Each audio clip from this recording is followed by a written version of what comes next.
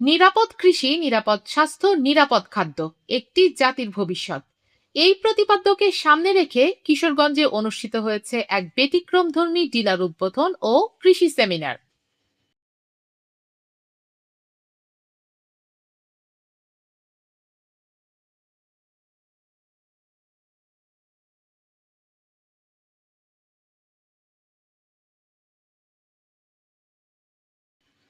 কিশোরগঞ্জ সদরের ১৪০০ সোনার Bangla CNG petrol pump সংলগ্ন এলাকায় আয়োজিত এ অনুষ্ঠানে সভাপতিত্ব করেন মোকাম্মেল হক কিবরিয়া।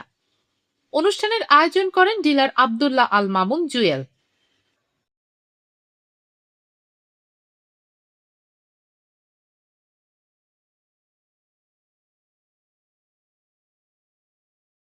অনুষ্ঠানে প্রধান অতিথি হিসেবে উপস্থিত ছিলেন লুমিনাস গ্রুপের ব্যবস্থাপনা পরিচালক রাকিব হোসেন। এছাড়া অনুষ্ঠানে আরও উপস্থিত ছিলেন প্রতিষ্ঠানের director admin Anwar Hossain, director training and development Sarwar Hossain এবং director research and development Mahmudul Hasan সহ স্থানীয় অন্যান্য অতিথিবৃন্দ।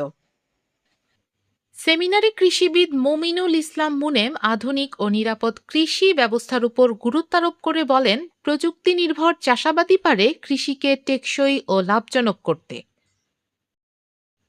অন্যদিকে ডক্টর নূর হোসেন বায়োটেক বিষয়ক গুরুত্বপূর্ণ দিক নির্দেশনা প্রদান করেন, যা কৃষকদের জন্য অত্যন্ত সহায়ক। বক্তারা আরো বলেন, নিরাপদ খাদ্য নিশ্চিত করতে হলে নিরাপদ কৃষির কোনো বিকল্প নেই। অনুষ্ঠানে স্থানীয় কৃষক, ডিলার ও আগ্রহী ব্যক্তিদের স্বতঃস্ফূর্ত অংশগ্রহণ লক্ষ্য করা গেছে। এ ধরনের আয়োজন দেশের কৃষি খাতে ইতিবাচক পরিবর্তন আনবে বলে আশা সংশ্লিষ্টদের।